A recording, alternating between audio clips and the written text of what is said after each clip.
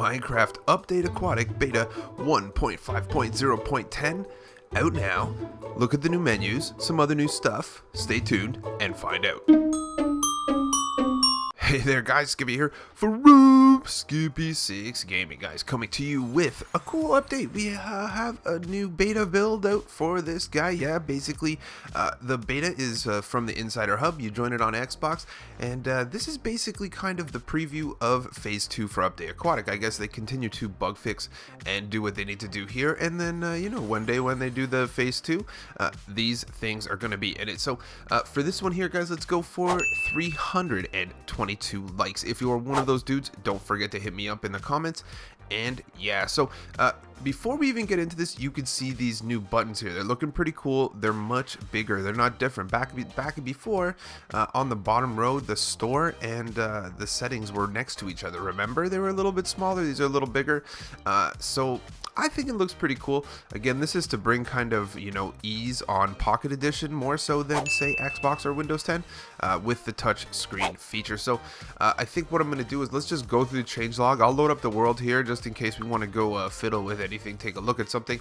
And yeah, so I'll put a link to this changelog in the description below. It's actually quite hard to find this time. They didn't really just post it. I had to go hunting. So if you need that, it's in the description as well. And let's just load this guy up right here. I just made this world. Again, remember guys, when you use the beta, never use your old worlds. I don't care what it says where it's like, oh, make a no, just make a whole new world. Do not bring your old worlds in beta. I have ruined several worlds with this. They always tell you make sure you do it. So while we load this up, let's just go ahead and throw it on so you can see the first one here. 1.5.10.0, so many points out now. This is the changelog. So basically guys, the first major change is that front screen there. So I mean, we're pretty good. If this is a little bit small, don't worry about it. I'll read it out to you and the link. So fixed several of the top crashes that occurred during gameplay. Fixed a crash that occurred when placing sea turtle eggs into the inventory. Entities no longer become invisible based on position of the observing player. That was something I noticed. Improved performance on ocean monuments on Android devices. Players will no longer gradually drift up or down when swimming straight ahead. Fix some update aquatic sound effects not playing on low memory devices. Flowing water now angles properly when flowing down. That was weird. There is a thing. So flowing water touching stairs that contain a water source no longer causes water to flow from the solid face of the stair. So that's pretty cool. Fix rendering issues with flowing water and flowing lava. Lava will now render when the player's perspective is right below the surface. So that is kind of a bug before. Basically, whenever you're swimming in lava, so you eat a golden apple or have fire resistance, if you were to just float just a little under the lava, you would pretty much x-ray the whole thing. Fix blocks that were not removed underwater, not creating a source water block. Dropped items no longer float against the water current, so now they flow with the current. Okay, fair enough. Tridents no longer disappear when they hit armor stands. Bubble columns now reappear quickly if they were blocked by a solid block. Decrease the time it takes to break coral fans in survival. Rain no longer severely limits view distance. So that is a thing. We'll talk about that one after. The drinking sound is no longer played twice when drinking a potion or milk. Guardians once again spawn invalid water source blocks. So that's a big one too, guys. A lot of people have been saying, hey, guardian farms are broken. So it looks like they fixed that up. The mob griefing game rule now converts properly from console edition worlds. Powered observers now convert properly from console edition worlds. Fire resistance once again protects players from blaze range attacks. Decrease the damage given by standing in lava when armor with fire protection.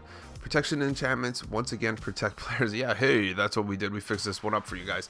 Special symbols in a player's nickname no longer cause a syntax error when trying to teleport to the player. Woodland Explorer maps once again point players correctly. By the way, bug fix number 2. Woodland mansions actually get found with Woodland mansion maps. Pumpkins are now consumed when creating an iron golem. Top snow falling on snow block no longer loses one layer. Fixed an issue with save worlds not syncing properly between Xbox One consoles. Increased the durability of sea turtle eggs when items are dropped on them. Zombies and drown no longer jitter when jumping on sea turtle eggs. Why would they though. Yeah, I guess drowned will once again leave water to attack player at night. So that's pretty cool because I think they usually just throw tridents at you from the bottom of the ocean. Let's keep going. Ice placed on magma blocks in the nether no longer create water source blocks when melted. So that's a thing. Hay bales now have the correct bottom texture when held or seen in item frames. Arrows of the turtle master now apply the proper resistance level to the target. Active conduits no longer have a black texture surrounding them on some devices. Fixed players losing ownership of tamed animals. This is a thing, guys. I'm not even going to tell you. On our realm, everything is, you can't own anything. Everything disappears. Fixed sneak control, not exiting a boat when using keyboard and mouse. The player model in the skin picker no longer covers the rotate icons in certain GUI scales. So I think GUI is general user interface. I'm thinking. So let's go in. So basically what we did is we got that new menu, we got that stuff. One of the big deals is turtles here, that we heard them talking about turtles. So I guess there was a small issue moving on with turtle eggs. Yeah, I'm not sure exactly what's going on there, but I know what we're probably going to want from this whole thing right here is a bucket of water, because there has been a bunch of fixes with that. And let's go ahead and let's just get a bucket of water and just see some of the textures that flow through. Armor stand and trident, we'll make sure that is repaired. Let's just throw a helmet on, why not, while we're here. And yeah, we already got a night vision. So long story short, this used to be a thing. When you throw an armor, when you throw a trident at so it breaks the armor stand, but we're in creative, so that's good. But before, it used to disappear that trident. In addition to this, let's see what we got going here. Was one of the big changes here is the rain. So basically, I wonder if slash weather, you'll see what happens is when it rains, it changes your render distance. So my render distance might have changed already, because I usually keep it lower because of redstone tutorials and stuff. Slash weather rain. So you'll see what happens is the whole world will turn foggy. Slash weather rain. So as you can see it creeping up, you see this fog coming around on us. Basically what it does is this is a thing. So it probably did this in other versions too, but what happens is the big problem with lag. So long story short, the biggest problem with lag when rain is these are particles. When you see these things flying by, when you see them hit the ground right here, you see all this. These are all particles, and particles is pretty much one of the main contributors to lag on your world. So if you have a world that's laggy, so like say your realm, sometimes realms get a little laggy. If you have a world that's laggy, one of the best ways to affect that is by going into your settings.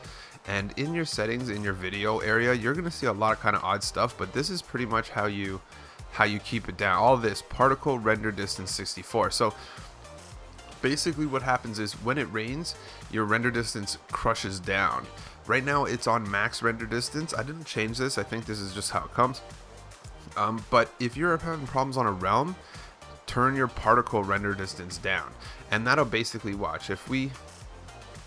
Let's go turn our particle render distance down. And I'll show you. Basically, those splashes or potions or ender dragons or anything that makes particles, I'm thinking bubble columns probably come into that category as well. Let's do this, and then let's turn it down, and let's leave. So what you're going to see is, at a certain distance, you can see on the ground, look on the ground where the rain splashes. You see how it doesn't splash past like 8 blocks away? That's because I think the particle render distance when it's down all the way is going to be set to 1.